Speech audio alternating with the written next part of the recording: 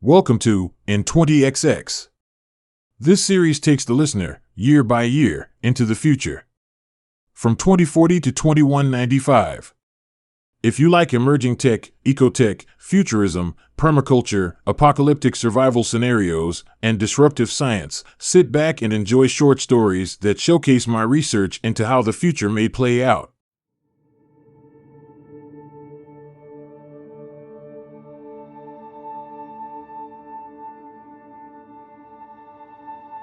Good evening. I'm Morgan Colt, and this is in the news for January 7th. Our top stories tonight. Now that the 5 vacant seats on the Supreme Court have been filled, in a landmark decision, the judges have issued a ban on any interference with the formation of new embryos.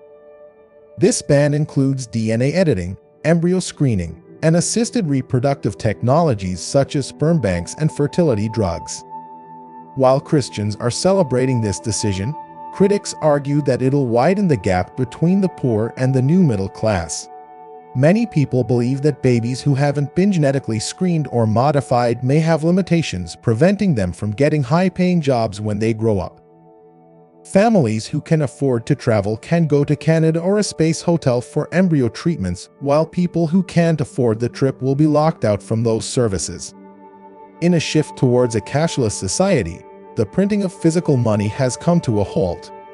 Most stores and businesses no longer accept solid currency.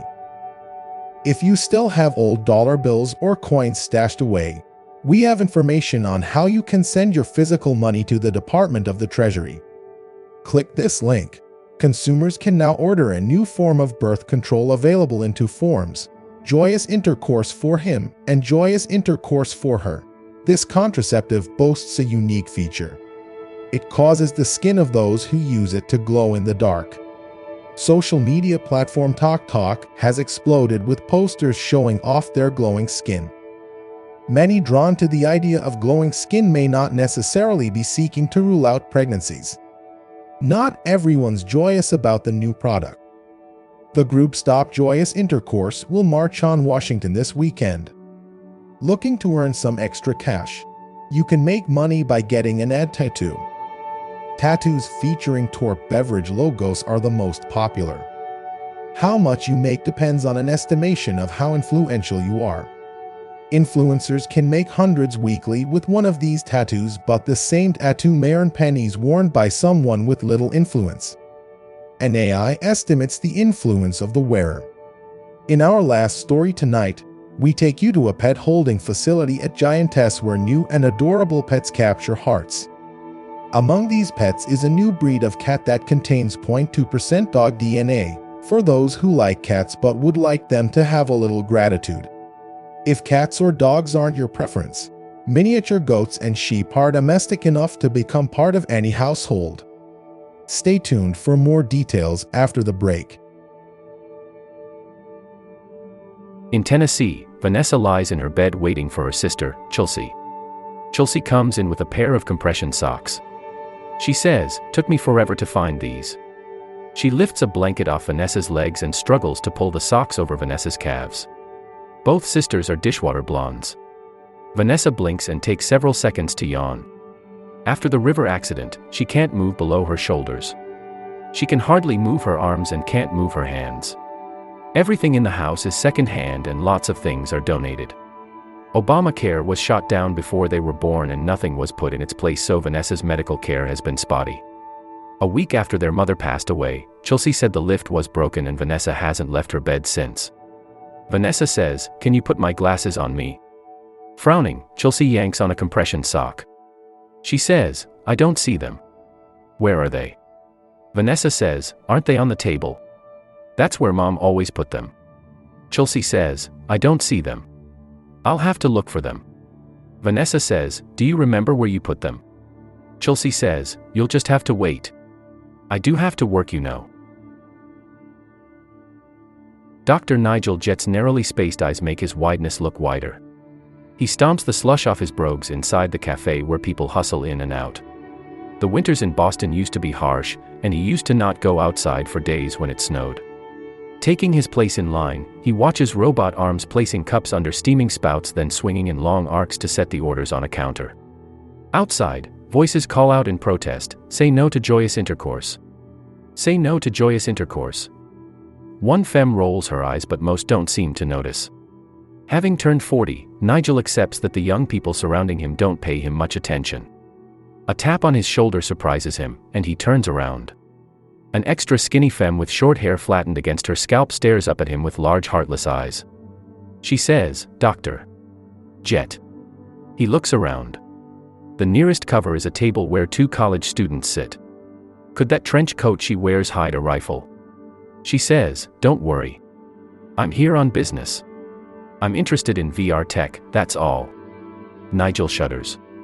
He shakes his head and flinches his arm muscles. His upper lip feels cool with sweat. He says, "I don't think I can help you." He steps up to the counter and grabs his drink. She says, "I know some very wealthy gamers who want to try out your latest research." He says, "I'm restoring nerve functionality to paraplegics. I'm not working on anything suited for consumers." She follows him saying, "I know." He says, "I could lose my job if someone suspects me of." "I'm encrypted recording you right now." He starts to turn to the door, but she takes his arm. She says, "Of course you are. We all are. I just want to talk." He says, "I'm not interested." She half smiles, half glowers at him as he pulls his arm away and pushes past him and to exit. Soft snowflakes hit Nigel's face as he walks toward MIT. Yvette, a short and curvy 21-year-old with strawberry curls, marches up to him and says, "Bring one for me." He looks down at his caffeine nut drink aka coffee and says, "I didn't." Joking, she interrupts. She walks beside him and says, "There they are, bright and early." They approach a group of protesters holding signs with slogans like, "Make it safe to pray again," and "Don't be brainwashed by science." They wear t-shirts that say, "Moms for Freedom." He says, "Where do they all come from? Don't they have lives?" She says, "That's just it. They data farm for a living. They get paid just for allowing a company to record all their movement, audio, and internet traffic. They have nothing but free time."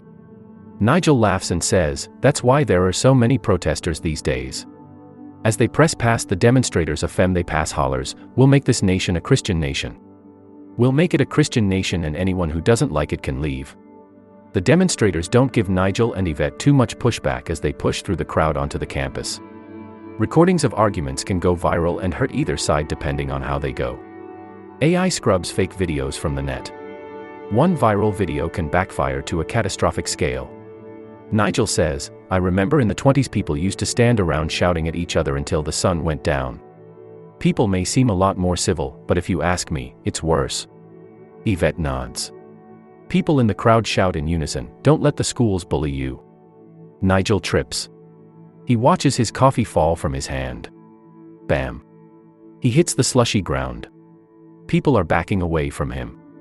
He gets on all fours and says, "I'm okay. I'm okay." Yvette grabs his arm and helps him to his feet. People nearby have shut up and frown at him. Several feet away, the lid and cup of his drink are separated and misting brown liquid melts the snow. Yvette says, "What happened?" He brushes slush off his coat and says, "Someone stuck their foot out. I'm okay. Let's get inside." The crowd closes around them as they near a building. A guard bot lets the pair pass and holds out its hand saying, "You folks need to step back. This area is for authorized people only." Doors open for Nigel and Yvette and close behind them. Their faces flush in the warmer air.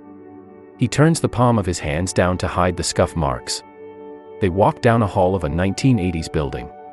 The floors are new but latex paint still covers the walls. She says, "Did you hear about the baby law?" He says, "It won't affect that many." She glances at him with disbelief and says, "It's about more than outlawing offspring from same-sex parents. Do you know how hard it is for some couples to have a baby? A lot of poor Christian would-be parents will be heartbroken."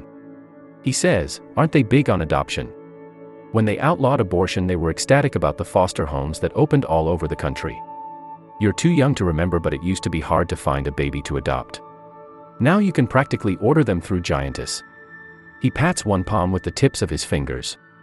Her chest balloons out and she sneers but then remembers something and relaxes. They board an elevator. She presses a button and says, "It doesn't sound like you hope to be a father, but do you think they'll stop with medically aided pregnancy?" He says, "That's what they said about abortion." When they enter the lab, an avatar of a femme with straight bangs appears and says, "You're here. We have our 20th subject. She's in room 12. Nigel says, "Where are you?" The femme says, "In surgery." Her avatar disappears.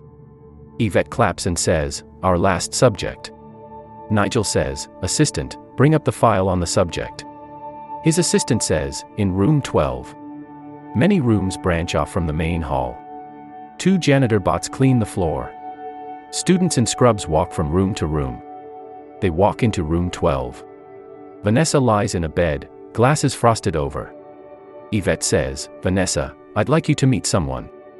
Vanessa makes a gesture with her mouth, her glasses clear, and she looks at Nigel with worried eyes. Looking over her file in his lower field of view, Nigel walks up to her and says, "You're malnourished. You have a urinary tract infection. You have a respiratory infection. Who was caring for you?" Yvette says, "Vanessa, this is Dr. Jet. He'll be your surgeon." I believe it was her sister caring for her. He says, "Her surgery will be next week." When he makes a swipe gesture to scroll Vanessa's file, Yvette notices a round metal button on his coat sleeve and says, "Doctor, what's that on your sleeve?"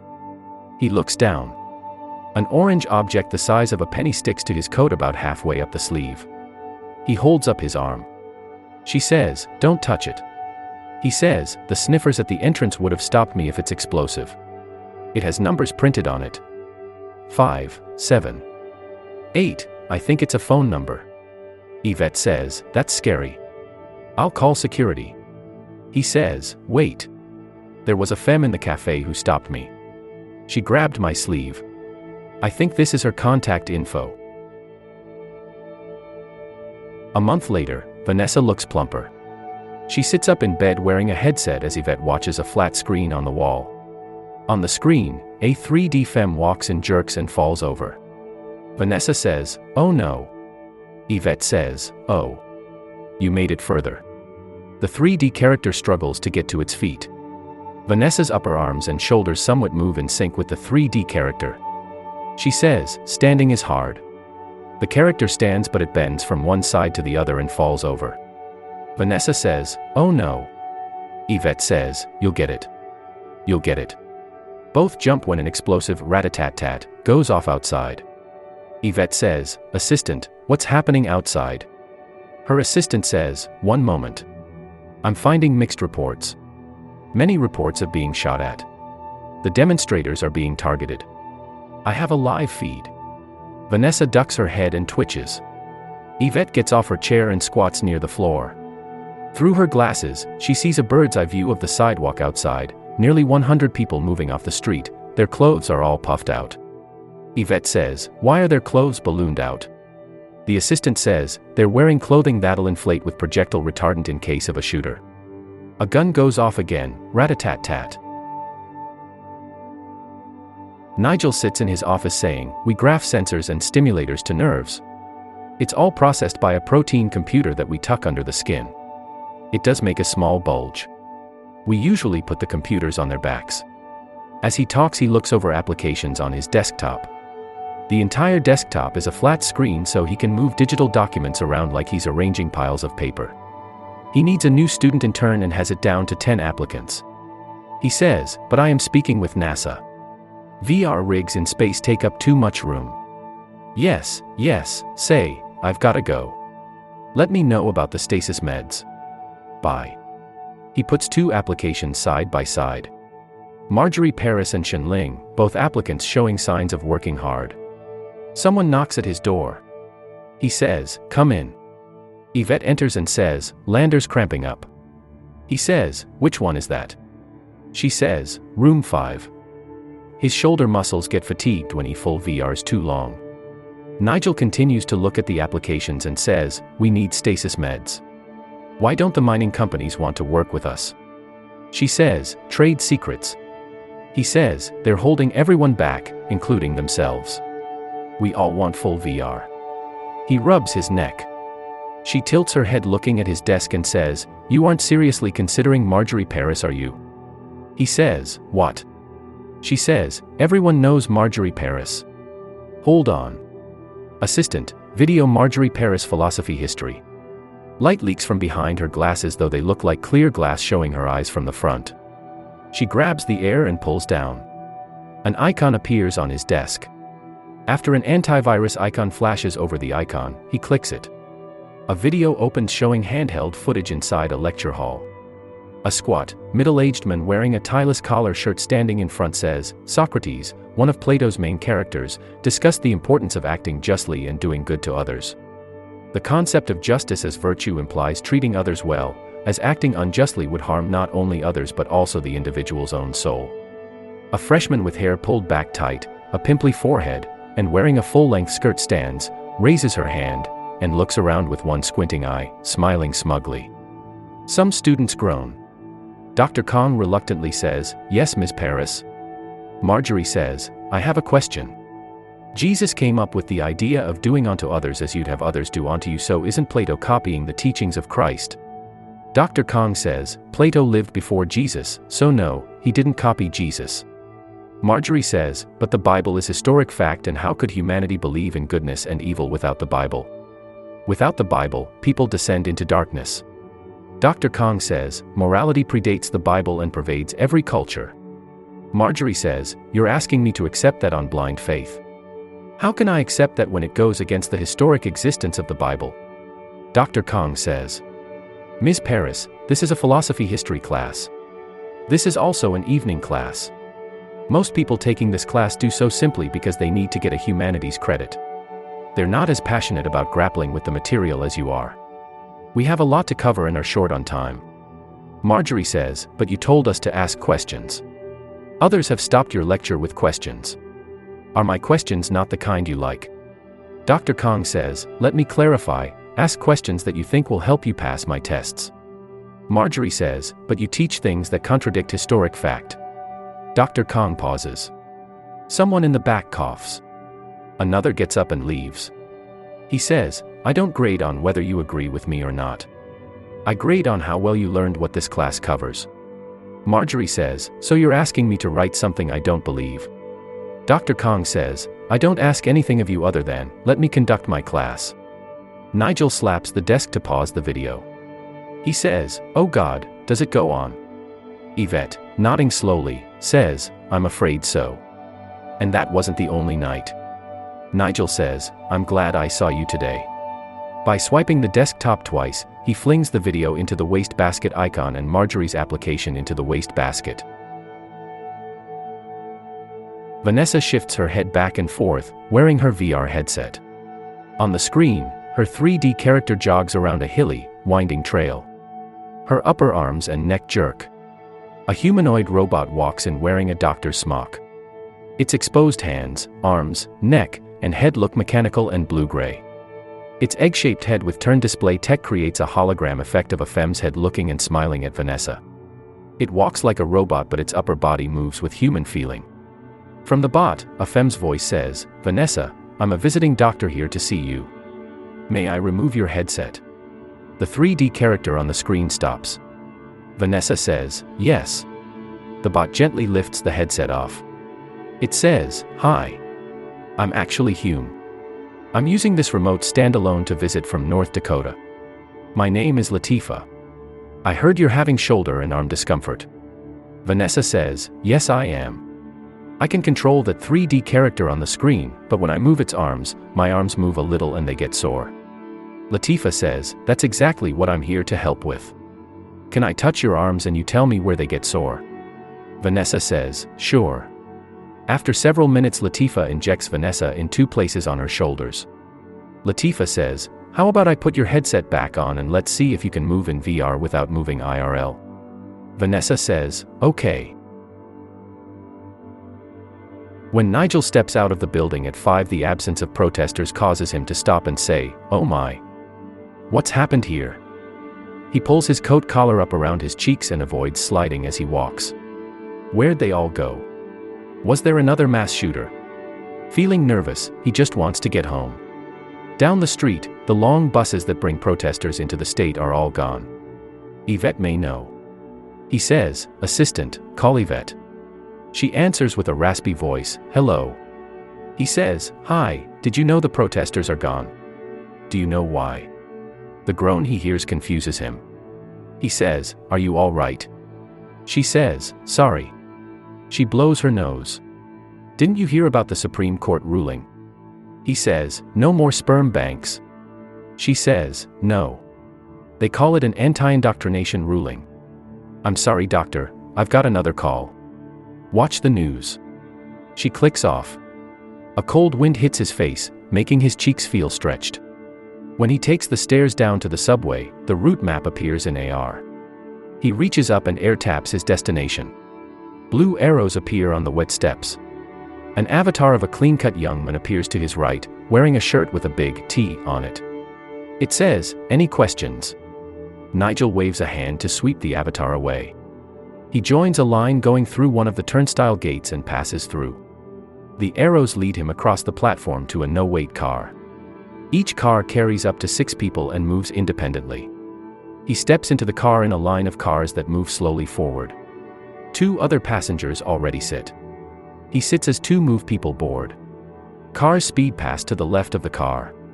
The doors close, and everyone on board leans right as the car slides left and speeds forward. 5 stations pass in a blur of light, dark, light, dark. He says, "Assistant, apps." App icons appear floating in front of him, moving with the car, not with his head. He clicks on a news app. A live stream starts in the lower half of his field of view so he can still see his surroundings above the feed. The newscaster Carly Frost says, "Moms for Freedom is known for causing K-12 school closures in 11 states." Everyone in the car leans forward as the car slows. It switches to the right lane and comes up behind a line of cars moving slowly forward next to a platform. The doors open and everyone steps off as the car continues to move. Behind them, others stride across the platform and board the car. Before Nigel has walked far, the car he just took switches tracks and speeds off. On the news, Carly Frost speaks with a lawyer. How does this ruling get put into practice? The lawyer says, if the Department of Christian Inclusion deems a program at an organization of information distribution dissuasive, that program will be paused until it's reformed to fit the department's requirements. Ms. Frost says, are we still talking about K-12 schools? The lawyer says, organizations of information distribution is broad. We've yet to see, but schools, libraries, even news stations may come under scrutiny. Ms. Frost says, should we be scared? Before Nigel crosses a street, his assistant says, look up.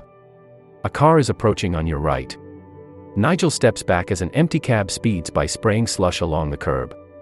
He swipes down to close the news feed and continues walking home. He says, assistant, order comfort food 12. His assistant says, your order will reach your home a few minutes after you do. Nigel holds onto a cold rail as he climbs the steps to the front door of his condominium building. When he grabs the door handle, the door unlocks. Inside, he takes the carpeted stairs and enters his home. When he plops down on the couch, Scruffy, his cat with a mane and brush and tail like a lion, stretches, gets to her feet, walks across the couch, and settles into his lap. The cat was a gift from his ex who's called a couple of times over the years, just to catch up. He scratches Scruffy around her mane. She looks like a cat except for her hair, which resembles a lion's. She has something like 0.03% lion DNA. His ex said, when I heard about these I had to get you one. Remember the lion in that movie who needed courage? When he was married to her, he tried so hard to be the best partner he had ever tried to be. He easily doubled his efforts with her. Then one day when their car got a flat, she said, I don't think this is working for me. Feeling like he stepped off a cliff on purpose, he said, okay. She said, yeah. He said, yes. When he moved out, he felt robbed for having tried so hard. But now he gets the feeling that she remembers him as one of her better ones, and he feels vindicated. A bell chimes from his ear canal link, not from a doorbell, and he says, come in. His door opens, and the giantess delivery box walks in on pencil-thin legs. The door closes. He says, come over to the coffee table. The box walks over, climbs up on the table, and sets itself down. He opens the lid, pulls out a plastic fork, and digs into the shrimp linguine. Scruffy perks up, nuzzles his arm, and stares at the food. The next morning, his phone line rings. Not wearing his glasses, he can't see who it is. He says, "Who is it?" His assistant says, "Yvette." He says, "Answer." "Hello." Yvette says, "Dr. Jet. It's terrible." He says, "Are you crying?" She says, "They shut 2 of my classes down." He says, "Who?" She says, "The police." He says, "Are you at school now?" She says, "Yes." He says, "I'll meet you at the lab." He doesn't remember going to campus. He teaches 2 classes, mostly to grad students. Does he wait to find out if they shut those down? Will he get a notice or teach the class and see if the police show up? At least they can't touch the Neuralink project. That's research. It isn't open to the public. On campus, people stand in groups, many crying or cried out. Police bots march all over the place.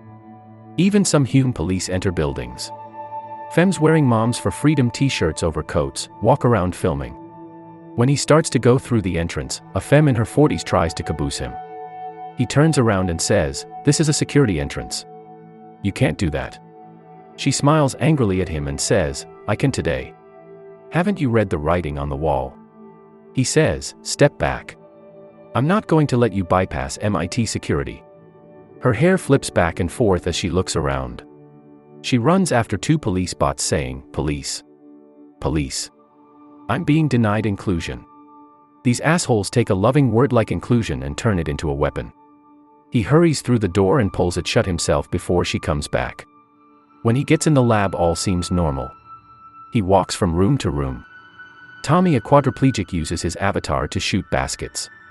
He wears the headset, but Nigel can see on the wall screen. Tiffany, a paraplegic, uses her avatar to scale a rocky cliffside. He says, "Assistant, today's schedule." His schedule appears in the lower half of his field of view.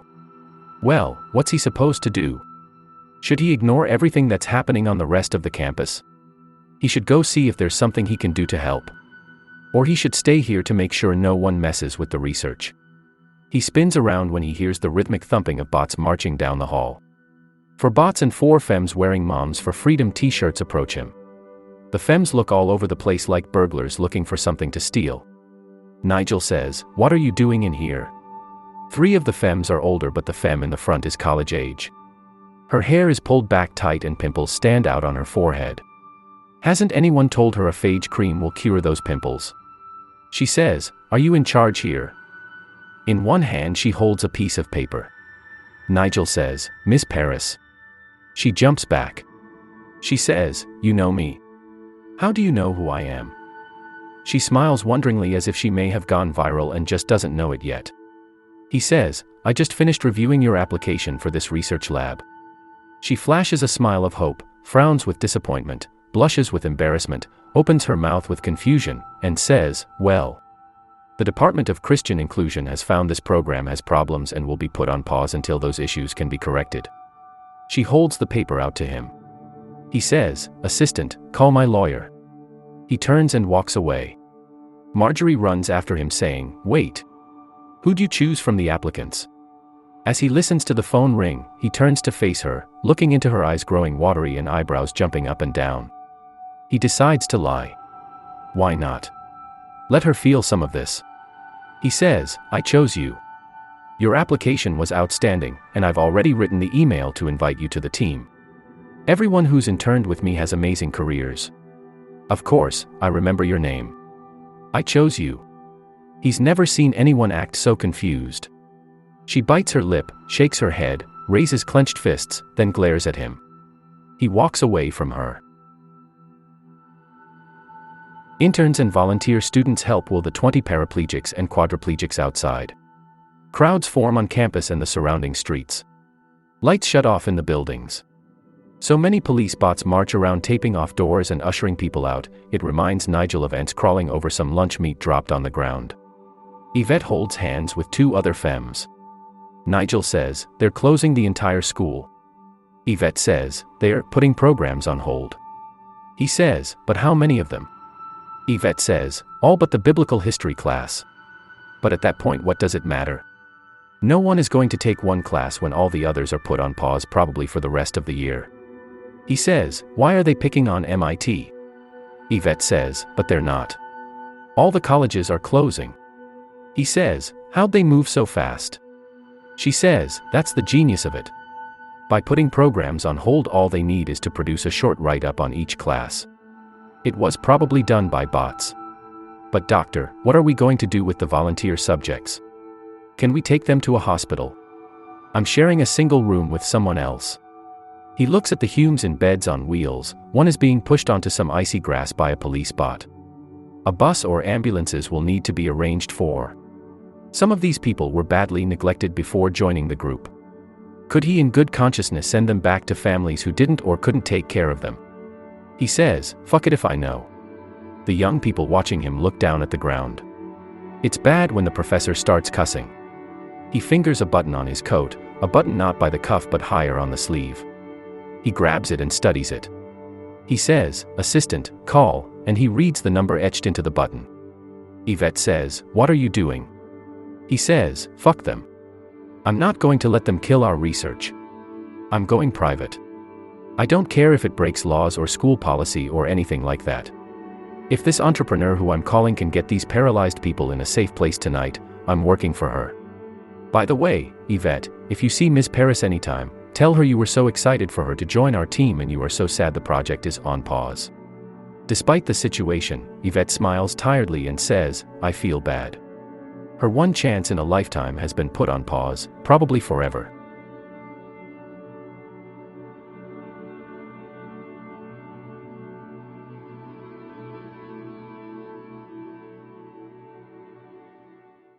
Thank you for listening. I will never run ads on this podcast. Please take the time to rate, review, and subscribe so that more future-minded people can find this show. My landing page is n20xx.com. There, you can find the companion website to this podcast that includes an illustrated timeline and glossary.